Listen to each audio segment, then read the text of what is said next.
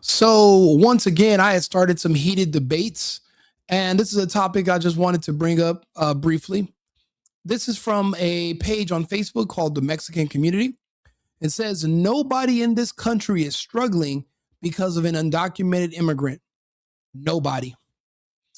And my rebuttal was, that is 100% false. For one thing, the Black community has struggled for years with hiring and job retention because illegal labor flooded the workforce, undercut wages, and worked for far less with no benefits. That is not speculation. We are seeing the results now. Now, ever since the deportations began, many of the Black people that I know, specifically in California, are suddenly receiving job offers and earning significantly more because the illegal slave labor is no longer suppressing wages. So, what that means is that only until the last few months in 2025 did we see that because the illegals were being removed, the one community that specifically would benefit the most, which is the Black community, is already seeing amazing results. Now, when large-scale illegal slave labor entered the workforce, Black Americans were disproportionately pushed out of entry-level and skilled jobs. Wages were kept low, and job access was restricted. Many Black people were forced onto welfare and government assistance after being replaced by workers willing to accept a lower pay and no benefits. So this is when people attacked me, right? You have people in these comments that are saying that's not true. Black people are on welfare. Black people are on government assistance. Okay, that is true. But why did they be how they get there in the first place? So then that's when we have to go down, take a little trip through history. The time when Martin Luther King rose into prominence, there was also another figure that rose into prominence, a man by the name of Hugo Cesar Chavez. Both were prominent and moving forward in the 60s. It was a two-sided issue. Martin Luther King worked his ass off as a communist, going around the country and speaking to Black people in churches, convincing them that there was no shame in depending on the state to solve their problems. Before Martin Luther King, Black people were very prideful. They lived conservative. They took care of themselves and their families. Martin Luther King came along and he convinced people that the state owes them and that they should be statists and the government should be their lifeline that they depend on. Once Black people became more comfortable living off the government in the late 60s, early 70s, that's when Hugo Chavez fought for the rights of illegals to work in the United States and receive a better pay. But it was still slave wages compared to what they would have to pay Americans. But there was no minimum wage back then. So you got to think about it. It was a two-sided coin. It's like this was all pre-planned. Martin Luther King convinced Black people that they should be more, that there's no shame in being dependent on the government to take care of you. But when that happened, that's when the Hispanic community from Mexico primarily moved into the workforce and literally took over California automatically. Now, the issues we have in California, you don't see that in every state. But our illegal alien population in California was higher than anywhere else in the country first. That alone displaced pretty much everyone. I mean, yeah, think about it. My family are immigrants. I know that we displaced Black people because, for one thing, where my grandmother worked, they started requiring everybody to speak Spanish because there were so many of us Spanish speakers. What do Black people speak? Most of them barely speak English, let alone proper English.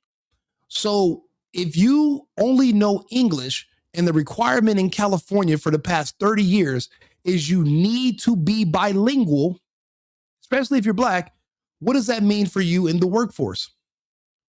That means you cannot participate in the workforce. So, yes, the illegals and immigrants push the Black population out of the workforce in places like California? Absolutely. The reason I'm so fervent when it comes to pushing America first and American only policies is because, in my opinion, as immigrants, if we really are trying to believe in equality, it is time for us to give them their country back. Because is it fair that us newcomers can come here and we can supersede Black Americans who have already been here? I mean, historically, the jobs that they were going to do and their children would do, Latinos, we just took over everything. And we literally pushed them out of into unemployment and government dependence for the past, what, 40 years, 50 years almost? And many of them want to get back to work. Like right now, because the illegals are being removed, I know so many people that are getting amazing job offers. They're making double and triple what they were normally paying, and they're doing free education. And it's mainly for the Black people who are taking over these jobs that now that the illegal slave labor has been disappearing. So that's why for me, when I see people with their propaganda about, oh, illegal immigrants are not hurting nobody, they're just here trying to work. Okay, there's not enough jobs for both of us. One of us is going to get hired. One of us is going to be in the unemployment line. That's not going to work. You have to leave. And as immigrants, if we really do care about Americans, everybody wants to bring up Black people when it's time for you to fight or protest. Well, how about this? Give Black people your job, give them their jobs back. If you're committing fraud at a daycare, why don't you put on some Black people, show them how to do the fraud and give them the daycare and you go back to your country? Because from what Black people are saying, the reason they don't care about the Somalians and the other immigrants is because, for one, we don't speak to Black people. Nobody likes Black people besides Black people. So nobody really interacts with them. So it's like they feel outcast in their own country. And then they don't even feel like this is their country. Nobody will talk to them besides white people, and they hate white people. So it's like this alienation that comes from this whole illegal and legal migration situation in America. There's somebody has to get the short end of the stick. Historically, it's been the Black community for a very, very long time. Now, I'm not even saying the Black community makes up the best workers. However, because they are original Americans that have been here for hundreds of years, they deserve priority in line for opportunities. Trump is bringing back these opportunities by removing the one hurdle they've had. Any of my Black friends that complained about not getting hired or being rejected, it was because a person who could speak Spanish, legal or not, they could not compete against. Think about those people that used to want to work for the city of Los Angeles, city of Compton, city of Paramount, city of Lakewood, city of Linwood. You could not even get these city jobs unless you spoke Spanish also. In your own country, they require you speak a foreign language. But yet there's no harm in illegal immigration, and we're not supposed to notice that the Black community has ultimately been pushed completely out of the job market and into the welfare and government system. If we're going to remove these entitlements, we have to make sure people go back to work. Personally, I don't think everybody wants to be on welfare. I think a lot of people, not all of them, but many, would take a job opportunity and work if it was available. But again, if you're from California, when they've told you your entire life that if you don't speak Spanish, we can't hire you, you become so discouraged, you give up and you don't even try. But they're not saying that anymore. They're literally hiring Black people for HVAC jobs. They're doing free training for electricians, plumbing, everything. They're offering free schooling, all because one thing happened. Their slaves are gone. Remember back when you hear the stories about the Civil War? Remember when the South was like, well, if we get rid of the slaves, who's going to pick the fields? Who's going to clean the toilets? Who's going to go do these mundane tasks that nobody wants to do because we think we're too good? That's literally the same argument the left is making for why the Hispanic population or the illegals in general are designated slave labor. And that's not fair to Americans who would love to do those same jobs as long as they were just being paid accordingly. Step by step, we have to bring back our economy, but it needs to be clear to these fucking people that are protesting. You are protesting against your own self-interest. If you are an American, an illegal being removed means an American will get their job. You should want to see Americans, even if they're black, you should want to see them back to work. You should want to see them prospering. You should not want to see them joining street gangs and getting killed and turning to a life of crime because there's no legal avenues to earn money. You know, I was just having a talk with one of my friends back in LA, and we used to be from the same gang and everything together. And we were talking about how until Uber came out like around 2013, 2014, there was no such thing as jobs for young people in Los Angeles. If you weren't Mexican or if you didn't speak Spanish, you couldn't get a job at a fast food restaurant. You definitely weren't getting a job at a car wash. You definitely weren't getting a job at a warehouse or at the mall because there's so many Hispanic people here, you got to be bilingual. So if you're black, you're cooked. You're done. So what we're seeing now is just a resurgence of Americans who can now qualify for these jobs because the Hispanic population is no longer being prioritized. That's one of the beauties about what's happening now. It's realigning everything to an America first, but also Americans first, regardless of race. If you're an American, you're now not going to have to compete with slave labor from foreign countries. Why are you out there protesting? What are you protesting? You're protesting against yourself. You're protesting against your own financial freedom, your financial security. You're protesting against your own financial prospects in the future. This is for you. We are removing the illegals so that you and your children can have an opportunity to buy a home, to afford to move and to own things. Home ownership is down. People aren't buying stuff anymore. The economy has been a big, huge problem because a lot of Americans don't want to go back. They don't want to work or they're not able to get jobs. But how could you compete with an illegal that's working for slave wages who speaks 2 languages? Well, they speak 1.5. You really can't compete. There's nothing you can do. And you don't have the option to go to their country and get a job and not speak their language and live over there and get benefits. So you think it's fair for them to come to your country and do that? So that's why when I see somebody make a post like this that says nobody in this country is struggling because of an undocumented immigrant, I say bullshit. I got a whole community that's been struggling for over 40 years, and everyone wants to pretend like they've always been on welfare. Newsflash, they weren't.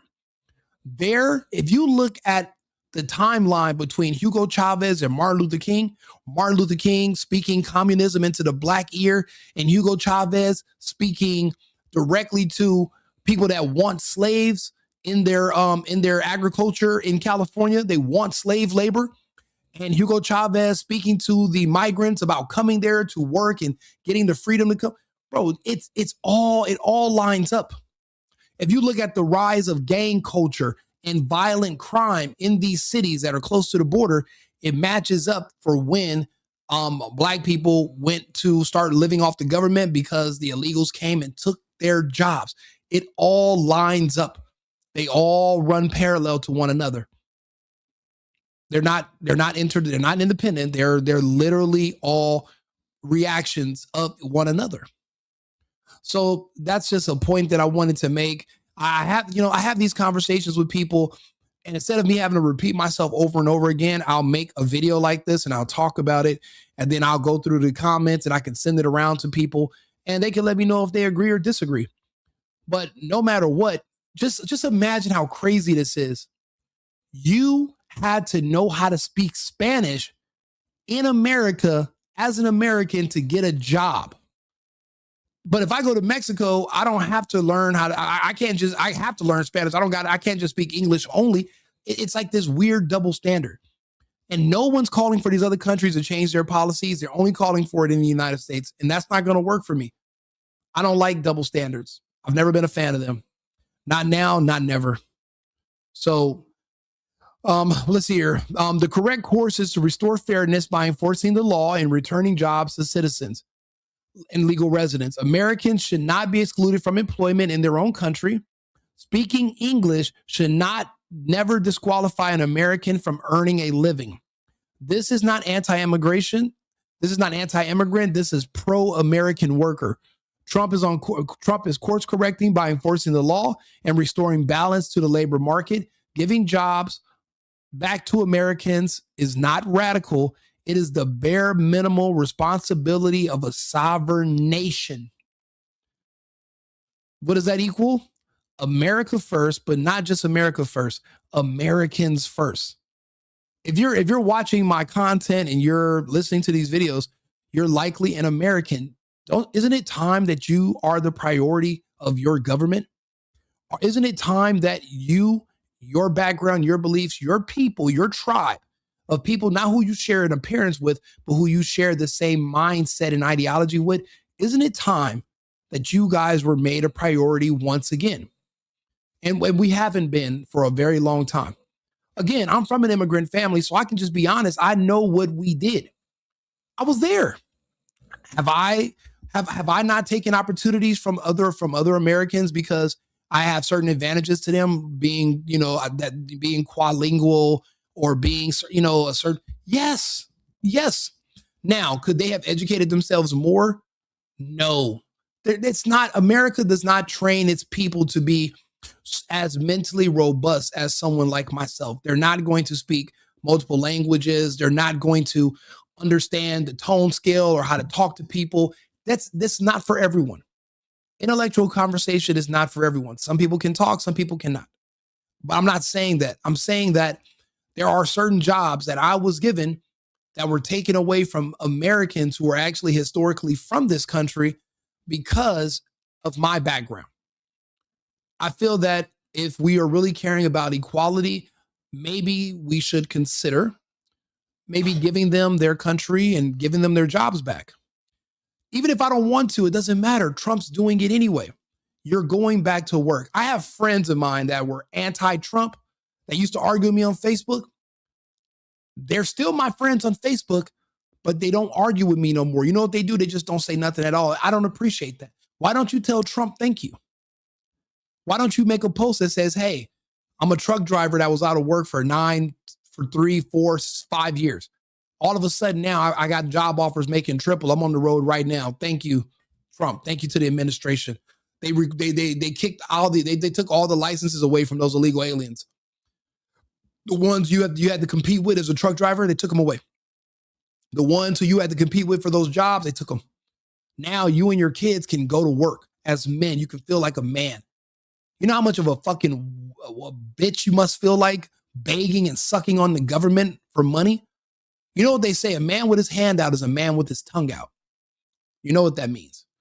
Don't you like being the person that can take care of yourself and take care of your family on your own without having to beg and grovel and be looked down upon?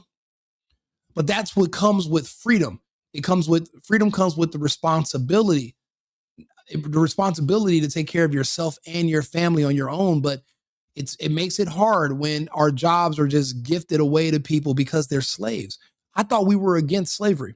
That's why I call for the abolishment of all this immigration, shut down the borders, no more immigration, no more legal immigration. We have enough people here. What do they tell you when you're on an airplane? You must secure your oxygen mask first before you can help someone else. And we're in a free fall right now.